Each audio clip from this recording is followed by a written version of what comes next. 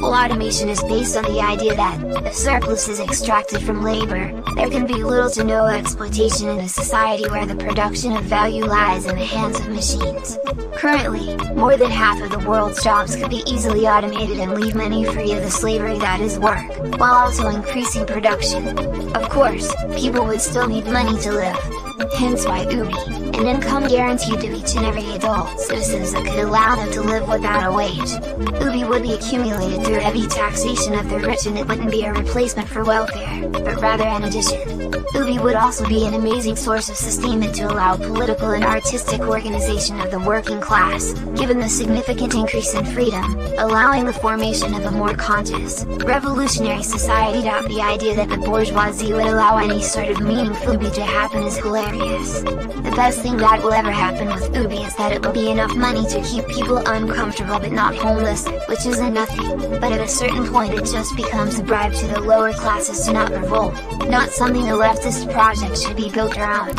UBI also most likely will come at the expense of other social programs. I realize you say that ideally that won't happen, but in reality, if the left is ever politically relevant enough to dictate the terms of UBI, they should instead just consolidate political power and take much more radical action. There'd be no excuse to stop at UBI.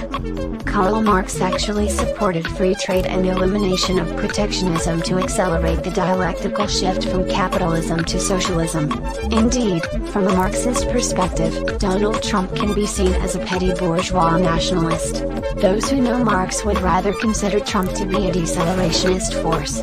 Marxists have often explained fascism and Nazism as more militaristic forms of petty bourgeois nationalism as well, which actively postpone dialectical progression.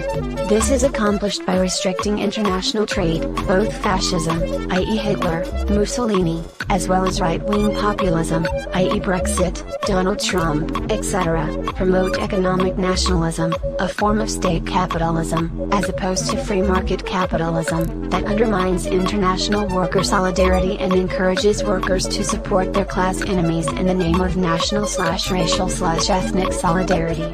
Free trade and globalization, in Marx's view, would deprive capitalists of ethnic pigeonholing as a tool of power control. Thus, Marxist accelerationism would consist of promoting radical free market policies, particularly free trade.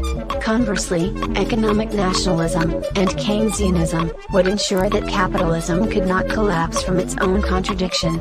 This is, for instance, the intellectual justification why the Chinese Communist Party is eager to promote capitalism and free trade. Now, the ultra-reactionary theorist Julius Evola was in certain ways an inverted Marxist. Like Marx, Evola considered capitalism a power grab by the bourgeois from the nobility and the priestly castes.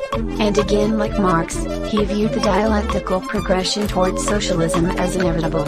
Yet, for Evola, it was a source of dread. Evola often referred to traditional Hindu historiography, which Evola considered to have a comprehensive philosophy of history, and assumed that socialism, which he equated with the Hindu epic Kali Yuga, would be followed by Satya Yuga. Evola's conception of Satya Yuga is actually quite similar to Joseph de Maistre's ideal of ultramontanism, or papal supremacy. The Pope would rule over kings and nobility, who in turn ruled over bourgeois, who in turn ruled over laborers.